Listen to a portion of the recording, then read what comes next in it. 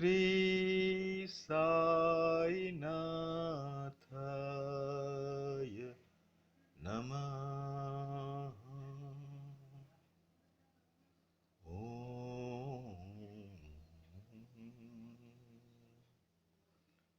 श्री साई सच्चरिता अध्याय 8।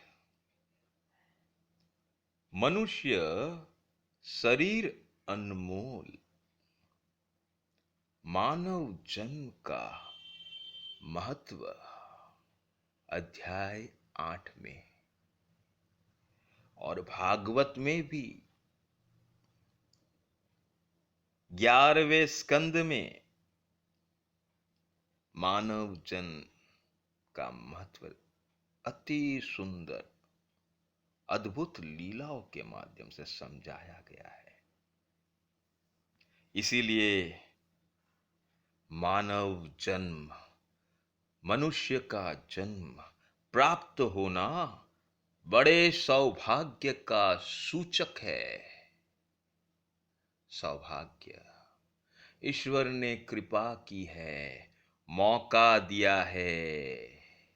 मनुष्य जन्म मौका। उच्च ब्राह्मण कुल में जन्म लेना यह तो परम सौभाग्य का लक्षण है।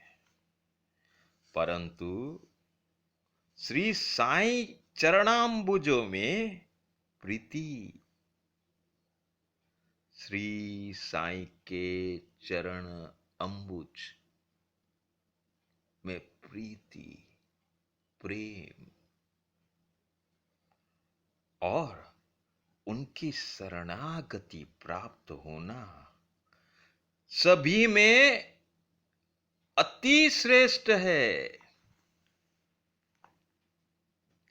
श्री साईं चरणाम्बुज। पहले तो साईं कौन है यह जानना पड़ेगा। साईं के चरणों का महत्व क्या है, उन अंबुजों का शरण, उसमें प्रेम। साईं चरण, साईं बाबा का आचरण। साईं बाबा के आचरण में साईं बाबा के वचन, साईं बाबा के वचन लीलाओं में प्रीति, प्रेम। बाबा हमें प्यारे क्यों लगते हैं? बाबा के दिव्य गुण, दिव्य कर्म, दिव्य लीलाएं, अनुभूतियां, वो तो साईं चरणाम्बुज में तो प्रीति। तब जाके तो हम धीरे धीरे शरणागति की ओर, उन आचरणों को अपने जीवन में धारण की ओर कोशिश करेंगे। यही अति श्रेष्ठ है। मेरे शब्द, साईं बाबा कहते हैं, मेरे शब्द सदैव अर्थपूर्ण है। डुबकी लगाओ,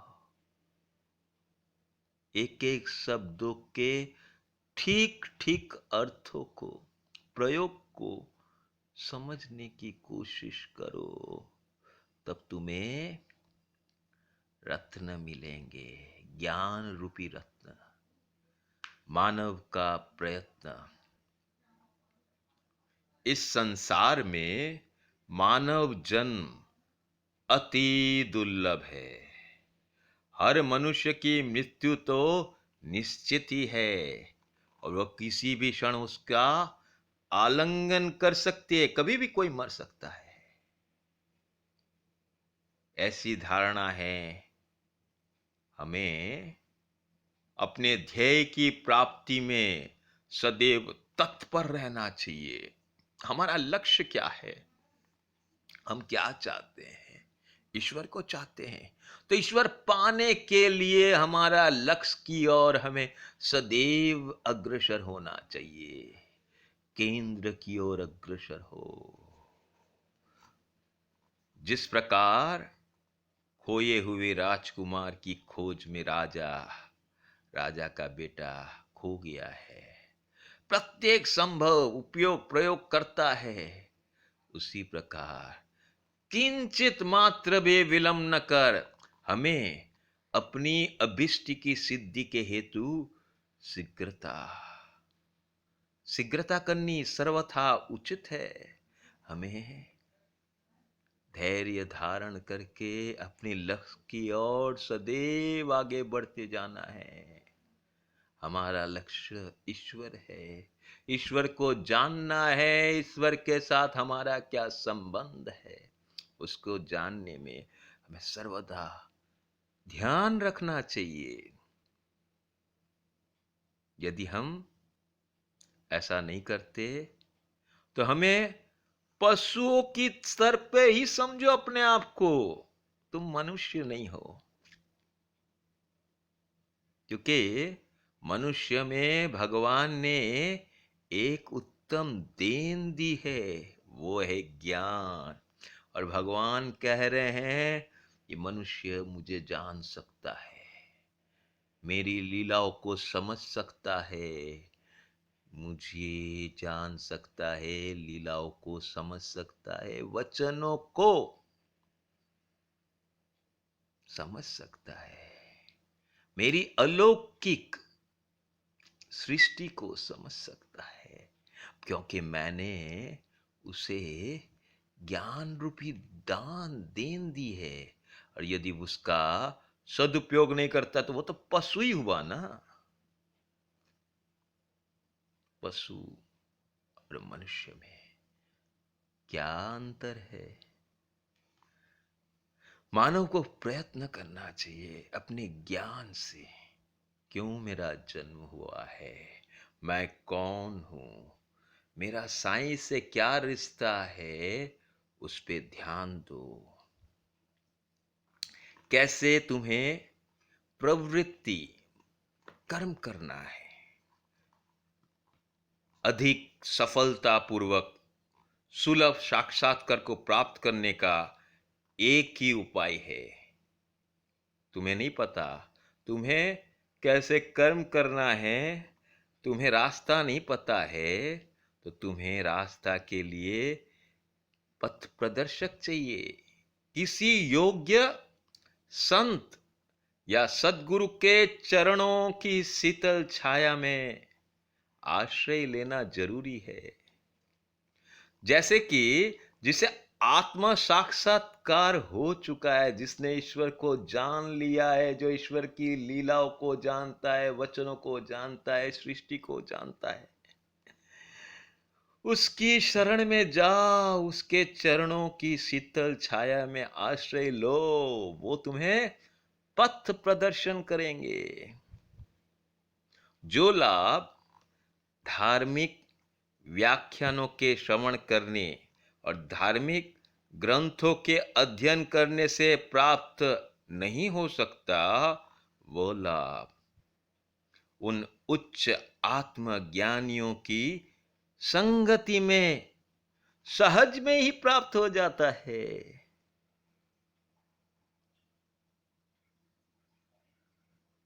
तेरी हर मुश्किल आसान, हाँ तेरी हर मुश्किल आसान, मिले जब गुरु से ज्ञान, मिले जब गुरु से ज्ञान, तेरा गुरु ही है भगवान, तेरा गुरु ही है भगवान। तू कर ले गुरु का ध्यान, हाँ तेरी हर मुश्किल आसान।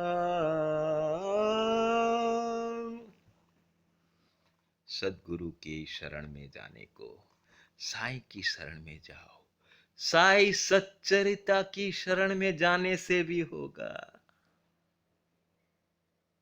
जैसे जैसे साई सच्चरिता में बाबा ने कहा है, वैसे वैसे जीवन में आचरण करने से साई सच्चरिता ही हमारी गुरु हो जाएगी। ध्यान पूर्वक एकाग्र चित्त मन से साई सच्चरिता का अध्ययन करने को कह रहे हैं साईं बाबा। केंद्र की ओर अग्रसर हो, तुम्हें अपने ध्येय की प्राप्ति हो जाएगी। साईं को ही अपना केंद्र बिंदु बनाओ। ओम